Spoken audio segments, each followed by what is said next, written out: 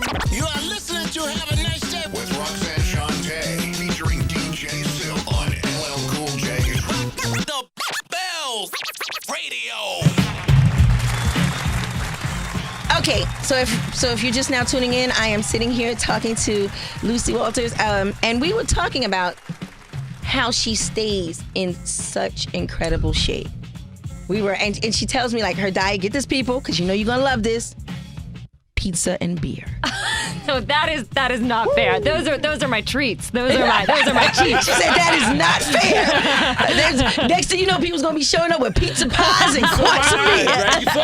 I do love me some pizza and beer, but let me tell you what. After Joe and I would finish a sex scene, that would be our treat. We'd be like, oh, we earned this pizza. Let me tell you, and this that's beer. Everybody's treat after a sex, and it don't even have to be a big movie. It can just be a home movie, and then you go get the pizza and beer. Totally.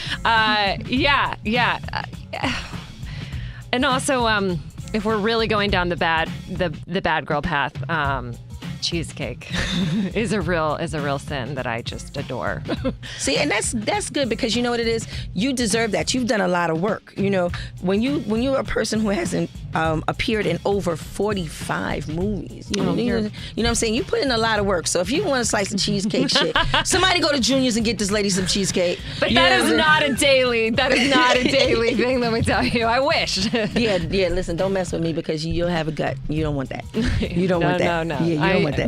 You know, so tell me, like, has there ever been a project that you were a little afraid of trying, but said, you know what, I'm going to give it my all, and then it turned out to be something that you love? Like, because, you know, sometimes certain things can come across our desk, or, you know, come into our hands, and we'll look at it and be like, oh no, I can't do this. And then you start thinking like, well, maybe I could do this. And well, honestly, Power was not something that I thought was going to be in my wheelhouse. And it ended up being the best thing for me. I mean, it's just, I think you only grow on those projects that are a little bit risky. Yeah, I loved that. And then the project that I did after that was a sort of a similar premise. It was based on the film Get Shorty. And when I say similar premise, I just mean that it's about a guy who is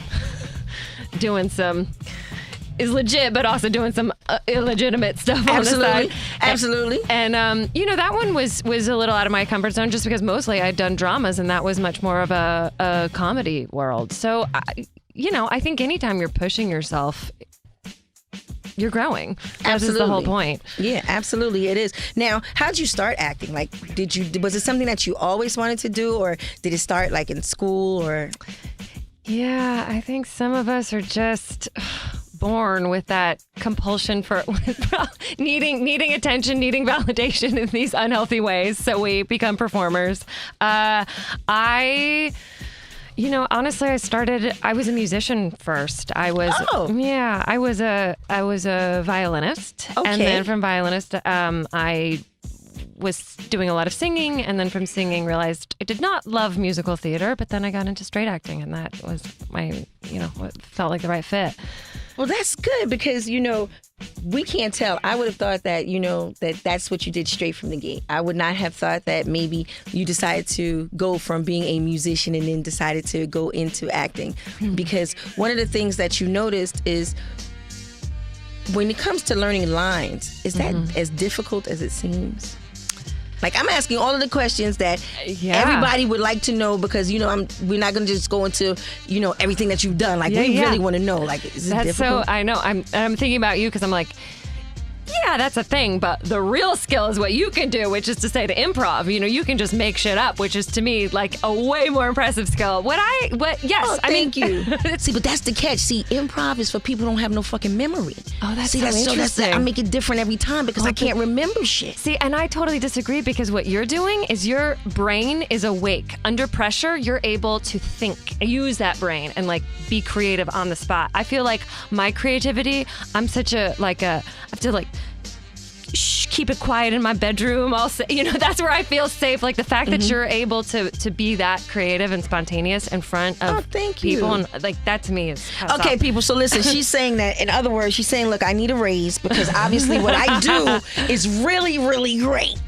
It's true. It's true. But coming from a talent as yourself, thank you. I appreciate that. But no, honestly, when the material, especially if the material is good writing, which thank God Power was excellent writing, and it's in your own voice, it's a cinch to memorize. What's hard is when you're trying to find somebody who's out of your natural speaking patterns. But if it's, honestly, if it's well written and you start to think the thoughts of those characters, then it comes.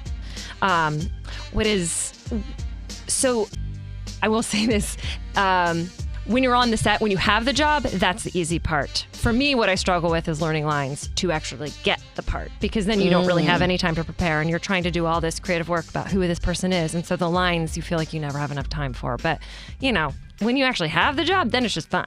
And so, yeah, lines are...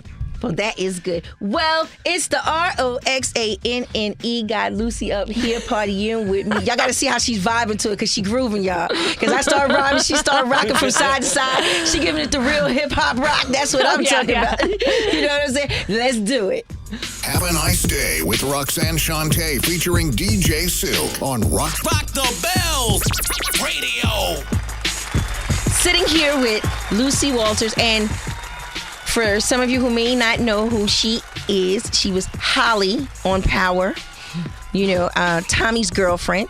Now, which character would you say truly is the closest to who you are every day? On that show? Well, really, I would say, who are you more like? Who would you say is truly like you on a daily basis? That is a hard question. Oh, man. I don't know. I guess in some ways, well, obviously, oh, man. I keep going and then changing my mind. Honestly, I think there's a little bit of Naturi's character in there. That's Ghost's wife, and then also honestly some of the Leela's characters. Some of that. I'm on both teams. Okay, there you go. Yeah. There you go. So she got the good side and the bad side. See, she could cook for the kids and she could serve it up in the bedroom. See, that's what I'm talking about. Or be a DA, you know what I'm saying? She said, just be the DA. You know what I'm saying? I was thinking more about that scene with her and Ghost when they were like in that apartment in Astoria, and you could overlook the water. And so, I just didn't see her as a DA. I just seen her as getting the D. I didn't think about it. That was good. Okay, yeah, see, look at that. Yeah, quick minds think alike. See, the fellas in the room didn't catch that, but me and you did. And that's all that mattered, was me and you, as long as we caught it. Okay, so now I want to hit you with the question that is... Strictly for the OGs, question of the day. Okay, it is Saturday morning, and little Lucy got up. Tell me, what was your favorite Saturday morning cartoon? Okay, I'm dating myself, but I loved, do you remember Josie and the Pussycats? Yes! And I love that. I love me some She-Ra, and I love me some Josie and the Pussycats. Okay, so which one were you in Josie and the Pussycats? Were you Alexandra with the black hair who always started trouble? You couldn't be like Jughead or anybody like that, so we're going to eliminate all of them. So, or were you Josie? My memory is failing me. I do not remember the particulars. I just remember thinking that it was badass that they were these women with these nice little leopard outfits. Jem. Do you remember Jem and the Misfits? Yes, I do. Oh, I was also a big fan of that. I think the idea of being a rock star was very appealing to me as a kid. See, there you go. That was her show. Look at that. Josie and the Pussycats with long tails and ears of hats. Ooh. The guitars and sharp gazettes. Neat, sweet.